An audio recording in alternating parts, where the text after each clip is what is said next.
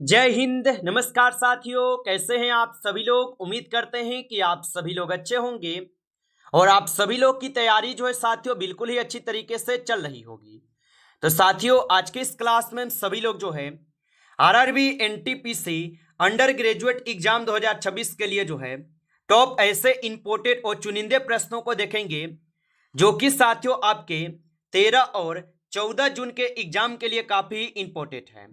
तो साथियों यदि आपका भी एग्जाम 13 या 14 जून को है तो आपके लिए क्लास जो साथियों रामबाण क्लास साबित होंगे, क्योंकि साथियों पिछले जितने भी शिफ्टों में आपके आरआरबी एनटीपीसी अंडर ग्रेजुएट का जो एग्जाम हुए और उन शिफ्टों में साथियों जिस टॉपिक से क्वेश्चन पूछे गए और जिस पैटर्न से क्वेश्चन पूछे जा रहे थे, आज की इस क्लास में हम सभी लोग उन्हीं टॉपिक और उन्हीं पैटर्न से क्वेश्चन करेंगे। तो आप इस क्लास को बिल्कुल अच्छी तरीके से लास्ट तक जरूर देखिएगा। तो चलिए क्लास को स्टार्ट करते हैं। उनसे पहले यदि आप इस चैनल पे पहली बार जुड़े हैं तो आप इस चैनल को सब्सक्राइब कर लीजिए और सब्सक्राइब करके ऑल नोटिफिकेशन को भी ऑल पे दबा के जुड़ जाइए, जिससे कि जब भी कोई नई क्लास हो सबसे पहले क्लास का नोटिफिकेशन आपके पास जो है पहुंच सके। तो आप इस चैनल को सब्सक्राइब कर लीजिएगा, साथ ही साथ आप जो है इस क्लास को भी लाइक जरूर कर लीजिएगा। तो चलिए क्लास को स्टार्ट करते हैं और देखिएगा क्वेश्चन यहाँ पे क्या पूछे गए हैं। क्वेश्चन पूछे गए हैं कि आपातकाल के दौरान भी कौन से मौलिक अधिकार निलंबित जो है नहीं किए जा सकते। चलिए बताएंगे। ये सभी क्वेश्चन काफी इंपोर्टेंट और चुनिंदे क्वेश्चन हैं जो आपके एग्जाम में 100% आपको ये सभी क्वेश्चन पूछे जाएंगे और बताएंगे कि आपातकाल के दौरान भी कौन से मौलिक अधिकार निलंबित नहीं किए जा सकते। तो याद रख लीजिएगा जीवन का अधिकार, ऑप्शन यहाँ पे डी इस क्वेश्चन का जो है सही जवाब है, जीवन का अधिकार होगा। चलिए अगला प्रश्न देखेंगे। निम्नलिखित में से किस अनुच्छेद में समानता के अधिकार का प्रावधान है। चलिए बताएंगे कि निम्नलिखित में से किस अनुच्छेद में समानता के अधिकार का प्रावधान है। तो ये अनुच्छेद 14 से 18 तक है। ऑप्शन ए करेंगे सही जवाब। आगे देखिए अगला प्रश्न यहाँ पे है कि निम्न में से कौन सा यहाँ पे युग्म सुमेलित नहीं है। चलिए बताएंगे आप।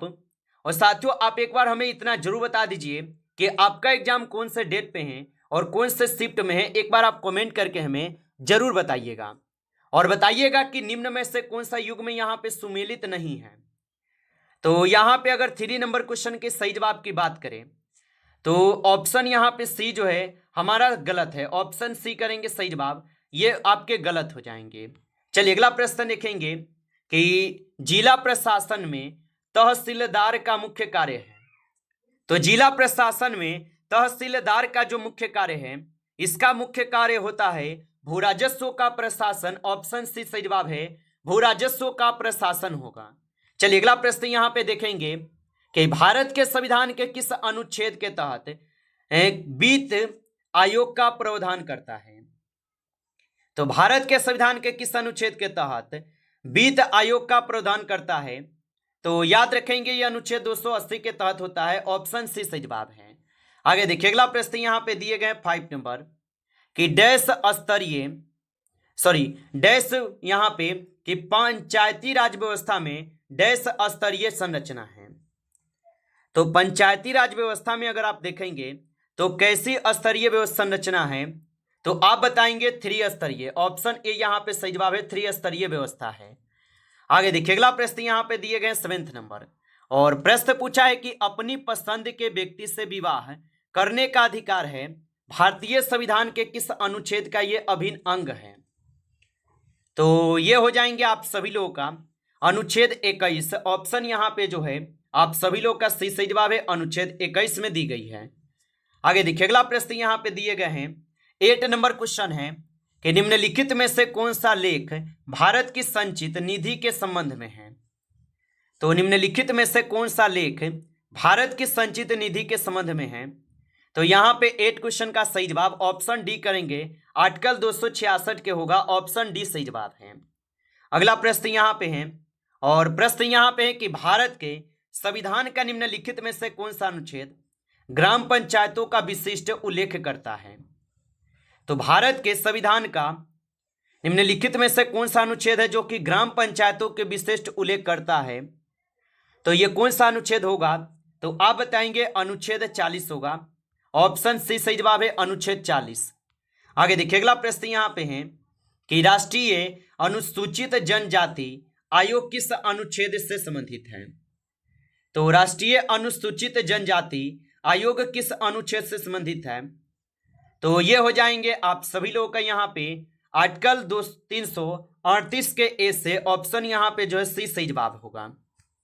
आगे देखिए अगला प्रश्न यहाँ पे दिए गए हैं 11वें नंबर प्रश्न पूछे गए हैं आपसे कि कौन सा अनुच्छेद उच्च न्यायालय की रिट जारी करने की शक्ति से संबंधित है। तो कौन सा यहाँ पे जो है अनुच्छेद उच्च न्यायालय की रिट जारी करने की शक्ति से संबंधित है। तो ये हो जाएंगे आप सभी लोग का यहाँ पे कौन, तो आप बताएंगे यहाँ पे अनुच्छेद 226 है, ऑप्शन ए सही जवाब है, आर्टिकल 226 हो जाएगा। अगला प्रश्न यहाँ पे दिए गए हैं आपसे कि हरित क्रांति से जुड़े महत्वपूर्ण संस्थानों में से एक भारतीय कृषि अनुसंधान संस्थान है और ये कहाँ स्थित है। तो हरित क्रांति से जुड़े महत्वपूर्ण संस्थानों में से एक भारतीय कृषि अनुसंधान संस्थान है और ये कहाँ स्थित होगा। तो यहाँ पे आप 12th नंबर क्वेश्चन का सही जवाब ऑप्शन यहाँ पे सी करेंगे, नई दिल्ली में, ऑप्शन सी सही जवाब है। चलिए अगला प्रश्न देखेंगे और प्रश्न पूछे गए हैं आपसे 30 नंबर कि भारतीय संविधान का कौन सा अनुच्छेद धन विधेयक जो है परिभाषित करता है। तो भारतीय संविधान का कौन सा अनुच्छेद धन विधेयक को परिभाषित करता है। तो यहाँ पे हो जाएंगे आप सभी लोग का अनुच्छेद 110, ऑप्शन डी सही जवाब है, अनुच्छेद 110 है। आगे देखिए अगला प्रश्न यहाँ पे है और प्रश्न यहाँ पे पूछे गए कि कुछ मामलों में दोनों सदनों की संयुक्त बैठक होती है और ये किस लेख से संबंधित है। तो ये संबंधित है आपके आर्टिकल 108 से, अनुच्छेद 108 से, ऑप्शन सी सही जवाब है। अगला प्रश्न देखेंगे और प्रश्न पूछे हैं कि भारतीय संविधान का कौन सा अनुच्छेद मंत्रिपरिषद की नियुक्ति और अयोग्यता का वर्णन करता है। चलिए बताएंगे आप। और आप अभी तक इस क्लास को जो है लाइक नहीं किए हैं तो इस क्लास को एक बार आप लाइक जरूर कर लीजिए। नए जुड़े हैं आप इस चैनल पे तो चैनल को सब्सक्राइब करके ऑल नोटिफिकेशन को भी ऑल पे दबा के जुड़ जाइए, जिससे कि जब भी कोई नई क्लास हो सबसे पहले क्लास का नोटिफिकेशन आपके पास जो है पहुंच सके। तो आप इस चैनल को सब्सक्राइब कर लीजिए। और भारतीय संविधान का कौन सा अनुच्छेद मंत्रिपरिषद की नियुक्ति और अयोग्यता का वर्णन करता है। तो ये हो जाएंगे आप सभी लोग का अनुच्छेद 75, ऑप्शन डी सही जवाब है, अनुच्छेद 75 होगा।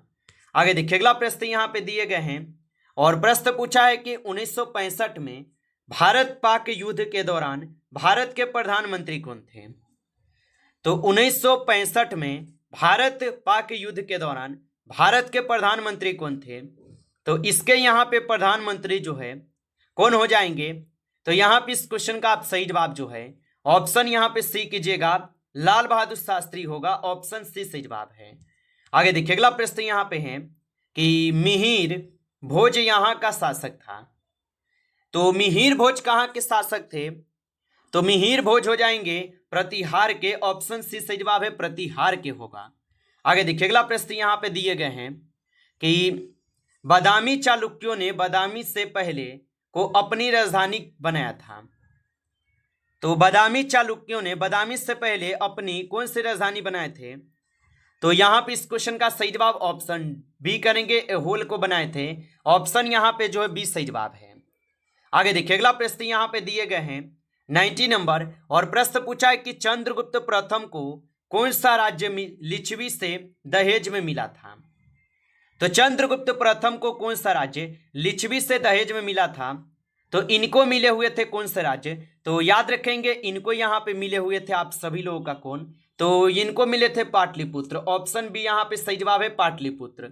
चलिए अगला प्रश्न देखेंगे कि प्राचीन भारत में राजाओं द्वारा अपनी स्थिति स्थापित करने के लिए निम्नलिखित में से किस प्रकार का बलिदान जो है दिया गया था। तो इसमें दिए गए थे आप सभी लोग का किस प्रकार के। तो 20 नंबर क्वेश्चन का सही जवाब ऑप्शन यहाँ पे डी हो जाएंगे, याद रखेंगे। चलिए अगला प्रश्न देखेंगे और प्रश्न पूछा है आपसे कि भारत में सबसे पुरानी जीवित रॉक कट गुफाएं बराबर गुफाएं निम्नलिखित में से किस काल की हैं। तो ये हो जाएंगे आप सभी लोग का मौर्य साम्राज्य के, ऑप्शन सी सही जवाब है। आगे देखिए अगला प्रश्न यहाँ पे पूछे गए हैं और प्रश्न पूछा है कि निम्न में से कौन विक्रम आदित्य के दरबार में नवरत्नों में से शामिल नहीं था। तो निम्न में से कौन विक्रम आदित्य के दरबार में नवरत्नों में शामिल नहीं था। तो यहाँ पे इस क्वेश्चन का आप सही जवाब ऑप्शन ए करेंगे, सूरदास नहीं था, ऑप्शन ए सही जवाब है। चलिए अगला प्रश्न देखेंगे, और प्रश्न पूछा है कि निम्नलिखित में से कौन सा एक गुप्त शासक था। चलिए बताएंगे कि निम्नलिखित में से कौन सा एक गुप्त शासक था। तो यहाँ पे गुप्त शासक आप लोग का कौन है, तो विक्रम आदित्य होगा, ऑप्शन बी सही जवाब है, विक्रम आदित्य होगा। आगे देखिए अगला प्रश्न यहाँ पे दिए गए हैं कि बाणभट्ट निम्न में से किस भारतीय राजा का दरबारी कवि था। तो बाणभट्ट निम्न में से किस भारतीय राजा का दरबारी कवि था। तो याद रखेंगे यहाँ पे इस क्वेश्चन का सही जवाब ऑप्शन ए है, हर्षवर्धन हो जाएंगे, ऑप्शन ए सही जवाब है। चलिए अगला प्रश्न देखेंगे, और प्रश्न यहाँ पे पूछे गए आपसे, निम्नलिखित में से किस राजा के शासनकाल के दौरान चीनी यात्री हैंसोंग भारत आया था। तो निम्नलिखित में से किस राजा के शासनकाल के दौरान चीनी यात्री हैंसोंग भारत आया था। तो यहाँ पे 25 नंबर क्वेश्चन का सही जवाब ऑप्शन ए करेंगे, हर्षवर्धन के, ऑप्शन ए सही जवाब है, हर्षवर्धन के। चलिए अगला प्रश्न देखेंगे यहाँ पे, और प्रश्न यहाँ पे पूछे गए हैं आपसे कि खजुराहो मंदिर डैश राज्य में स्थित है। चलिए बताएंगे कि खजुराहो मंदिर कहाँ पे स्थित है। तो खजुराहो मंदिर स्थित होगा मध्य प्रदेश में, जो कि ऑप्शन ए सही जवाब है, मध्य प्रदेश में स्थित होगा। आगे देखेंगे अगला प्रश्न यहाँ पे दिए गए, और प्रश्न पूछा है कि 1618 ईस्वी में हर्षवर्धन को निम्न में से किसने जो है पराजित किया था। तो 1618 ईस्वी में हर्षवर्धन को निम्न में से किसने पराजित किया था। तो इनको यहाँ पे पराजित किसने किया। तो 27 क्वेश्चन का आप सही जवाब ऑप्शन यहाँ पे बी करेंगे, पुलकेशिन यहाँ पे किए थे, पुलकेशिन द्वितीय, ऑप्शन यहाँ पे बी सही जवाब है। चलिए अगला प्रश्न देखेंगे, और प्रश्न यहाँ पे पूछे गए आपसे 28 नंबर, और क्या पूछा है प्रश्न आपसे कि निम्न में से किस भारतीय शासक को वर्ष 1001 ईस्वी में मोहम्मद गजनी ने पहले आक्रमण में पराजित किया था। तो याद रखेंगे यहाँ पे इस क्वेश्चन का सही जवाब ऑप्शन यहाँ पे आप सभी लोग का जो है सी हो जाएंगे, जयपाल, ऑप्शन सी सही जवाब है, जयपाल होगा। चलिए अगला प्रश्न देखेंगे, यहाँ पे 29 नंबर क्वेश्चन है आपसे कि तराइन की दूसरी लड़ाई वर्ष डैश में लड़ी गई थी। तो तराइन की जो दूसरी लड़ाई है ये वर्ष डैश में लड़ी गई। तो ये लड़े गए थे आप सभी लोग का यहाँ पे 1192 में, ऑप्शन यहाँ पे जो है डी सही जवाब होगा, 1192 में लड़े थे। चलिए अगला प्रश्न देखेंगे, और यहाँ पे दिए गए हैं 30 नंबर प्रश्न। 30 नंबर प्रश्न क्या पूछा है कि कलहन ने 12वीं सदी में डैश पुस्तक लिखी थी जो कश्मीर के राजाओं का छंदोबद्ध इतिहास है। तो ये लिखे थे राजतंत्र गिनी में, ऑप्शन सी सही जवाब है, राजतंत्र गिनी। आगे देखिए अगला प्रश्न यहाँ पे पूछे गए, और प्रश्न यहाँ पे क्या पूछा है आपसे कि प्राचीन भारत में गंधार कला शैलों को किस राजवंश ने विकसित किया था। तो प्राचीन काल में गंधार कला शैलों को किस राजवंश ने विकसित किया था। तो यहाँ पे आप 31 नंबर क्वेश्चन का सही जवाब ऑप्शन यहाँ पे आप सभी लोग जो ए करेंगे, कुषाण वंश, ऑप्शन ए सही जवाब है, कुषाण वंश होगा। आगे देखिए अगला प्रश्न यहाँ पे दिए गए हैं, और 32 नंबर क्वेश्चन क्या पूछा है आपसे कि ब्रिटिश संसद के किस अधिनियम ने ईस्ट इंडिया कंपनी की शक्तियों को ब्रिटिश ताज के पास हस्तांतरित जो है कर दिया। चलिए बताएंगे, तो ब्रिटिश संसद के किस अधिनियम ने ईस्ट इंडिया कंपनी को शक्तियों को ब्रिटिश ताज के पास हस्तांतरित कर दिया था। तो याद रखेंगे भारत सरकार अधिनियम 1858 के तहत, ऑप्शन सी सही जवाब है।